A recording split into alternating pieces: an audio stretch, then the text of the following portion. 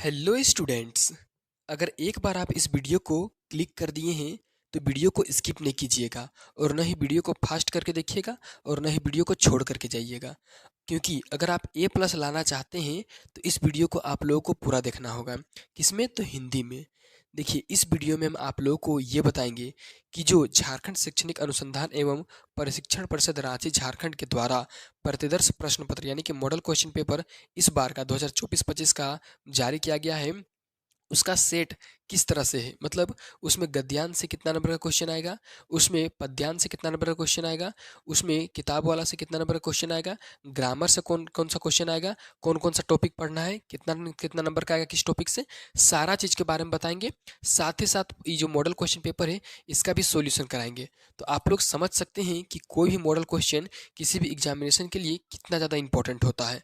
तो देरी न करते हुए चलिए वीडियो को हम शुरू कर देते हैं। तो देखिए, सबसे पहले आप समझ लीजिए, क्लास 9th का जो एग्ज़ाम है वो आप लोगों का 11 मार्च को होना है, ठीक है, हिंदी का फर्स्ट सिटिंग में। तो इस वीडियो को चलिए शुरू करते हैं और आप लोगों को पहले समझाते हैं।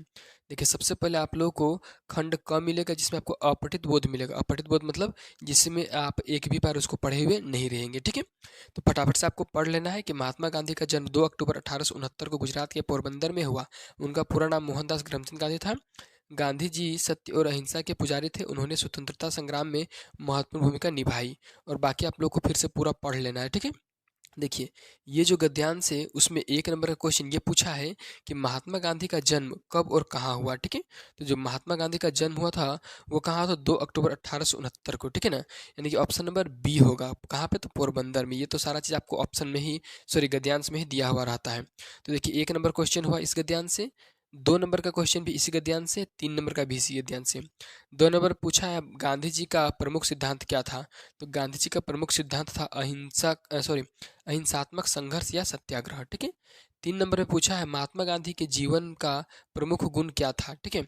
तो महात्मा गांधी का जीवन का प्रमुख गुण था सादगी और आत्मनिर्भरता, ठीक है। उस तरह से देखिए, 4 नंबर का क्वेश्चन भी इसी गद्यांश से है। महात्मा गांधी को सत्य और अहिंसा के पुजारी क्यों कहा जाता है? तो इनको सत्य और अहिंसा के पुजारी हम लोग इसलिए कहते हैं क्योंकि उन्होंने हिंसा का विरोध और सत्य का प्रचार किया, ठीक है। तो देखिए, इस तरह से यहाँ पर आप देख सकते हैं कि 4 क्वेश्चन, 1 2 3 4 क्वेश्चन इस गद्यांश से पूछा गया है, ठीक है। अब 4 ही क्वेश्चन इस गद्यांश से पूछा गया, यानी कि 4 नंबर लाना तो आपका एक हाथ का खेल है, नहीं तो बायां हाथ का खेल है। अब देखिए, यहाँ पर कुछ दिया हुआ है कि निम्नलिखित पद्यांश को ध्यानपूर्वक पढ़कर दिए गए प्रश्नों के उत्तर का सही चयन कीजिए। देखिए, यहाँ पर आपको पद्यांश देखने को मिलेगा, ठीक है। पद्यांश में क्या है? यहाँ झरनों का संगीत है, वन का हरियाला रंग, यहाँ धरा का हर कोना भरता है मन में उमंग। इस प्रकार से देखिए, यहाँ पर जो कव्यांश दिया हुआ, जो कविता का भाग दिया हुआ, उसको आपको पढ़ लेना है, ठीक है। फिर से देखिए, 5 नंबर का क्वेश्चन इसी गद्यांश से पूछा गया है यहाँ पे। देखिए, 5 नंबर का क्वेश्चन क्या है? तो झारखंड की संस्कृति का प्रमुख आधार क्या है? तो झारखंड की संस्कृति का प्रमुख आधार है आदिवासियों की धरोहर, ठीक है। फिर 6 में क्या पूछा है? झारखंड की भूमि की गंध किससे जुड़ी है? तो झारखंड का जो भूमि का गंध है वो जुड़ा हुआ है आप लोगों का मेहनत से, ठीक है ना। ऑप्शन नंबर ए सही होगा। तो देखिए, 5 और 6 पूछा। फिर देखिए, यहाँ पर 7 नंबर भी इसी गद्यांश का है। झारखंड की प्रकृति में किसकी कहानी छिपी है? तो झारखंड की प्रकृति में कहानी छिपी हुई है पर्वत, जंगल और नदियों की, ठीक है। अब देखिए, 8 नंबर क्वेश्चन भी इसी से है। पद्यांश में झारखंड के कौन कौन से त्योहार का वर्णन है? तो वर्णन है सरहुल, करम और सोहराय का, ठीक है। देखिए, उधर 4 नंबर 1 से 4 और इधर 5 से 8, यानी कि 4 4 8 क्वेश्चन आप लोगों का पैकेट में है, ठीक है, तुरंत बन जाएगा। अब देखिए, यहाँ पर खंड ख शुरू होता है, ठीक है। खंड ख में पूछा जाता है व्याकरण से, ठीक है ना।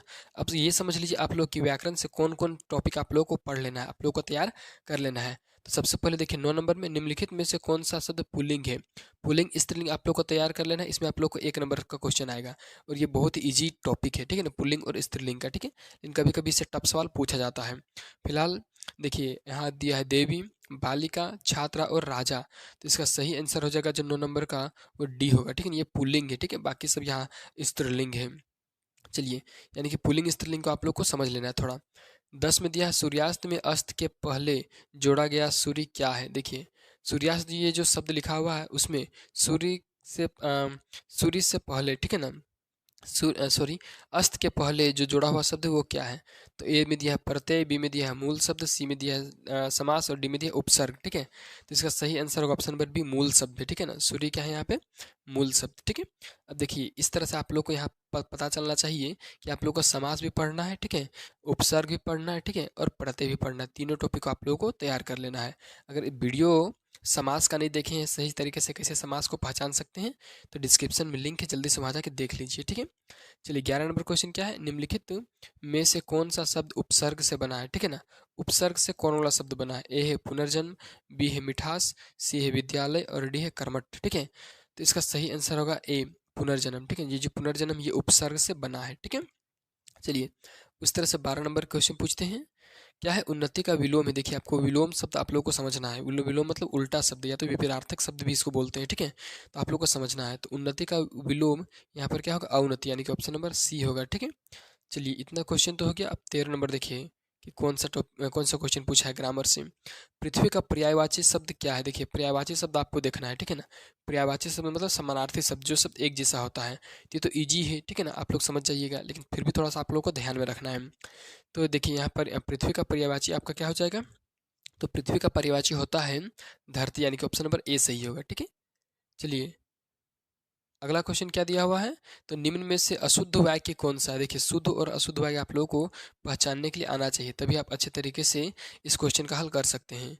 एक बात आप और याद रखिए कि यहाँ ग्रामर में जो जो भी क्वेश्चन पूछा गया है जिस जिस टॉपिक से, अगर यहाँ पर देख लीजिए 14 नंबर में अशुद्ध और शुद्ध वाक्य को चूज करने के लिए दिया है, तो फाइनल परीक्षा में भी कुछ इसी तरह से रहेगा, अशुद्ध और शुद्ध वाक्य चूज करने का। ठीक है, फिलहाल जो सही आंसर हो जाएगा इसका वो हो जाएगा वे सुबह जल्दी उठता है। ठीक है ना, यही जो शब्द है वही शुद्ध है। ठीक है ना, सॉरी अशुद्ध है। ठीक है, बाकी सब शुद्ध वाक्य हैं। चलिए इतना हो कि अब देखिए 15 नंबर का भी क्वेश्चन अब यहाँ देख लीजिए कि ग्रामर से ही है। निम्नलिखित में से किस शब्द की वर्तनिकी शुद्ध है? ठीक है ना, यानी किस शब्द का जो लिखावट है वो शुद्ध है।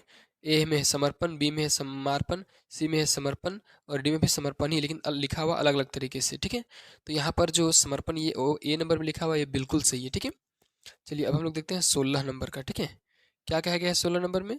नाक कटाना मुहावरे का सही अर्थ क्या है? ठीक है, तो नाक कटाने मुहावरे का सही अर्थ क्या हो जाएगा? ए में दिया है सम्मान खोना, बी में चोट लगना, सी में नाक से खून आना, डी में नाक की सुंदरता खत्म। ठीक है ना, खत्म होना इधर दिया होगा। ठीक है, तो ये जो 16 नंबर का ऑप्शन दिया है कि मुहावरा, ठीक है ना, आप लोग को मुहावरा में भी थोड़ा सा ध्यान रखना है, मुहावरा का जानकारी भी थोड़ा सा रखना है। ठीक है, फिलहाल इसका सही आंसर हो जाएगा सम्मान खोना, यानी कि इज्जत का गंवाना, इज्जत का समाप्त होना। ठीक है, चलिए अगला क्वेश्चन हम लोग देखते हैं 17 नंबर। क्या पूछा है इसमें? पढ़ाई करना जरूरी है, इस वाक्य में क्रिया शब्द कौन सा है? ठीक है ना, देखिए पढ़ाई करना जरूरी है, इसमें क्रिया क्या है? तो पढ़ाई है। ठीक है ना, 17 नंबर का जो ए ऑप्शन सही, सॉरी देखिए पढ़ाई तो पढ़ाई है, लेकिन यहाँ पर क्रिया करना है। ठीक है ना, किसी भी काम को करना, इसको हम लोग पढ़ाई बोलते हैं। ठीक है, सॉरी क्रिया बोलते हैं। अगला क्वेश्चन चलिए देखते हैं 18 नंबर। क्या पूछा है इसमें? वह धीरे धीरे चलता है, इस वाक्य में क्रिया विशेषण शब्द कौन सा है? देखिए आप लोग को यहाँ पर क्रिया विशेषण चूज करना है कि क्रिया विशेषण कौन वाला है, तो इसको भी आप लोग को थोड़ा ध्यान रखना है, जहाँ क्रिया भी है और विशेषण भी है। ठीक है, क्रिया भी हो रहा है और उसका विशेषता का भी पता चल रहा है। ठीक है, तो यहाँ पर बी नंबर देखिए धीरे धीरे। ठीक है ना, धीरे धीरे क्या होता है? धीरे धीरे कोई चलेगा या तो धीरे धीरे कोई दौड़ेगा, तो यहाँ पर क्रिया भी हो रहा है और उसका विशेषता का भी पता चल रहा है। ठीक है, तो देखिए 18 का हो गया। अब देखिए 19 चलते हैं। 19 में क्या है? वह स्कूल जाता है और किताबें पढ़ता है, वाक्य का प्रकार क्या है? देखिए वह स्कूल भी जाता है और किताबें पढ़ता है, किस प्रकार का वाक्य है?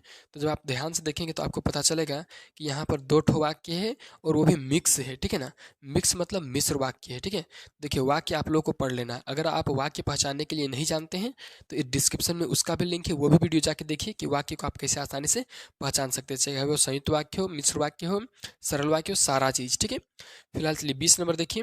दांत खट्टे करना का अर्थ क्या है? ठीक है, दांत खट्टे करने का अर्थ होता है पराजित करना, यानी कि हराना। ठीक है, तो ऑप्शन नंबर सी सही होगा। तो देखिए यहाँ पर अर्थ से भी क्वेश्चन पूछा गया है। ठीक है, तो देखिए 20 नंबर तक आप लोगों का ग्रामर से क्वेश्चन था, यानी कि कितना नंबर से लेकर ग्रामर से क्वेश्चन था? 20 नंबर तक। तो इसको आप लोग थोड़ा सा 1 सेकंड लगेगा देख लीजिए। ठीक है, कितना नंबर से था?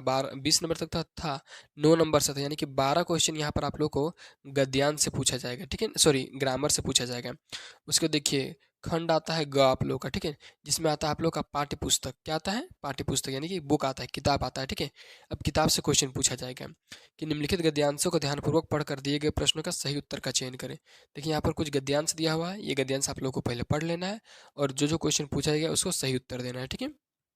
तो चलिए यहाँ पर हम देखते हैं कौन कौन सा क्वेश्चन पूछा गया है। देखिए गद्यांश को आप लोग थोड़ा सा एक बार पढ़ लीजिए, गद्यांश को आप लोग को हम दिखा देते हैं, थोड़ा सा एक सेकंड रुकिए, ये लीजिए, ये लीजिए, ये लीजिए, ठीक है। ये आप लोग गद्यांश थोड़ा सा देख लीजिए, ठीक है। बस आप लोग यहाँ पर थोड़ा सा एक बार ये भी समझ लीजिए कि कितना क्वेश्चन आता है गद्यांश से, ठीक है, किताब से। देखिए 21 नंबर में प्रस्तुत गद्यांश किस पाठ से लिया गया है? तो ये जो गद्यांश जब आप पढ़ेंगे तो आपको पता चलेगा उपभोक्तावाद की संस्कृति से लिया गया है, ठीक है।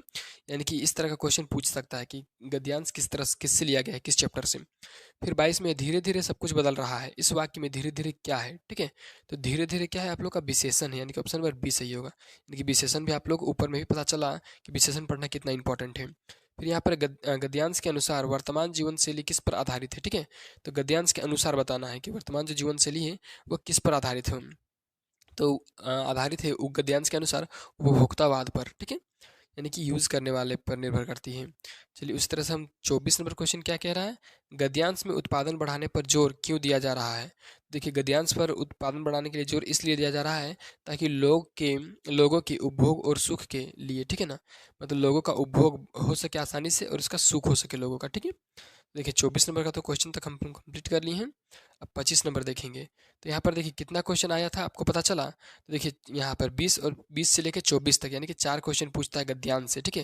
अब देखिए 25 नंबर से जो क्वेश्चन आया है फिर से शुरू हुआ है, वो आप लोग का डायरेक्ट बोल रहा है कि निम्नलिखित प्रश्नों के लिए सही विकल्प का चयन करें, यानी कि सही ऑप्शन को चूज करना है, ठीक है। तो चलिए हम क्वेश्चन देखते हैं 25 नंबर का। क्या पूछा है? गधे का छोटा भाई किसे कहा गया है, ठीक है। तो गधा का छोटा भाई किसको कहा गया? आप लोग जानते होंगे, ये कहा गया है बेल को, ठीक है, गधा का छोटा भाई। अगला क्वेश्चन देखते हैं हम लोग 26 नंबर। क्या है? लहासा की ओर पाठ हिंदी गद्य की कौन सी विधा है, ठीक है। यानी कि लहासा की ओर क्या है? कहानी है कि संस्मरण है कि यात्रा वृत्तांत है कि और भी कुछ है? तो ये जो लहासा की ओर है ये यात्रा वृत्तांत है, ठीक है ना, यानी कि यात्रा का कहानी है, ठीक है। 27 नंबर का क्वेश्चन क्या बोल रहा है? महादेवी वर्मा का जन्म किस शहर में हुआ था? तो महादेवी वर्मा का जो जन्म हुआ था वो फर्रुखाबाद में हुआ था, ठीक है। अगला देखिए 28 नंबर, ठीक है। क्या हरिशंकर परसाई जी ने कौन सी पत्रिका निकाली थी? तो उन्होंने निकाला था वसुधा, यानी कि ऑप्शन नंबर डी सही होगा।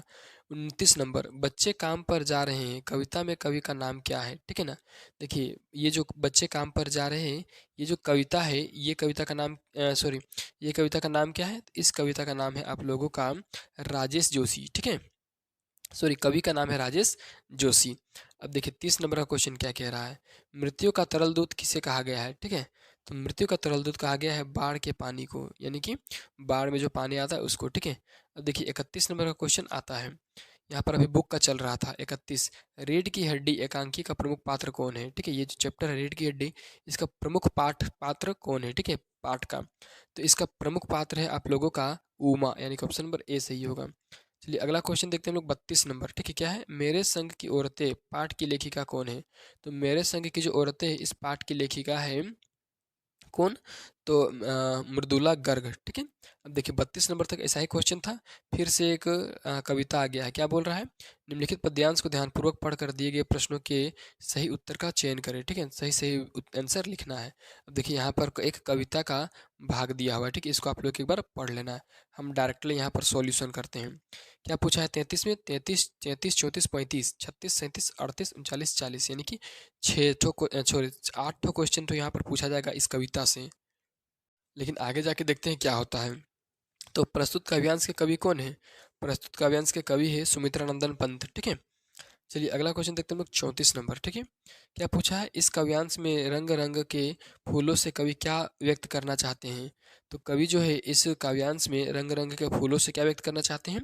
प्रकृति की विविधता, ठीक है। चलिए 34 हो गया, 35 नंबर देखते हैं। 35 में पूछा है छिमिया छिपाए बीज लड़ी पंक्ति का क्या तात्पर्य है? देखिए ये जो वाक्य लिखा हुआ है, ये जो सेंटेंस है, छिमिया छिपाए बीज लड़ी, इसका क्या अर्थ निकलता है? तो इसका सही आंसर हो जाएगा मटर की फलियों में छिपे बीज, ठीक है। चलिए अगला क्वेश्चन देखते हैं 36 नंबर। क्या पूछा है, प्रस्तुत काव्यांश किस कविता से लिया गया है। तो ये जो काव्यांश से ऊपर का जो भाग अभी देखे हम लोग, वो लिया गया है आप लोगों का ग्राम श्री से, यानी कि ऑप्शन नंबर ए सही होगा। अब देखिए फिर से कुछ दिया हुआ है। अब देखिए 37, 38, 39, 40, ये तो 4 क्वेश्चन पूछेगा ही इसी से, ठीक है ना। निम्नलिखित प्रश्नों के लिए सही विकल्प का चयन करिए। ये दूसरा किताब का क्वेश्चन है, ठीक है, वो दूसरा किताब का क्वेश्चन था। क्वेश्चन क्या पूछ रहा है वो देखिए, कबीरदास के अनुसार ईश्वर कहाँ रहते हैं। तो कबीरदास के अनुसार ईश्वर रहते हैं प्रत्येक वाणी के हृदय में, ठीक है ना, यानी कि प्रत्येक प्राणी के हृदय में, प्रत्येक लोगों के हृदय में। उस तरह से 38 का क्वेश्चन क्या है, वाक का शाब्दिक अर्थ क्या है। तो वाक का जो शाब्दिक अर्थ है वो है वाणी, ठीक है, यानी कि ऑप्शन नंबर ए सही होगा। उस तरह से देखिए 39 नंबर क्या पूछा है, रसखान की वाक्य की भाषा क्या है। तो रसखान की वाक्य की भाषा है ब्रजभाषा, यानी कि ऑप्शन नंबर सी है। अब देखिए 40 नंबर में क्या पूछा है, मेघ आए कविता में मेघ का आगमन किस रूप में हुआ है। तो मेघ का जो आगमन है वो हुआ है मेहमान के रूप में, ठीक है। देखिए इस प्रकार से मैं आप लोगों को 40 इंपॉर्टेंट क्वेश्चन बताए हैं, जो कि किसका था, तो आप लोगों का हिंदी का था। और इतना ज़्यादा इंपॉर्टेंट आप लोग खुद समझ सकते हैं कि हर बार मॉडल क्वेश्चन से 40 से 50% क्वेश्चन, यानी कि 20 से लेकर के 25 क्वेश्चन तो पूछता है फाइनल एग्जाम में। अगर आपको ये वीडियो अच्छा लगा है तो सबसे पहले वीडियो को आप लाइक कीजिए, उसके बाद दोस्तों के पास इस वीडियो को शेयर कर दीजिए ताकि उनको भी ये वीडियो मिल सके, और जल्दी से चैनल को सब्सक्राइब कर लीजिए इसी प्रकार का और भी वीडियो पाने के लिए।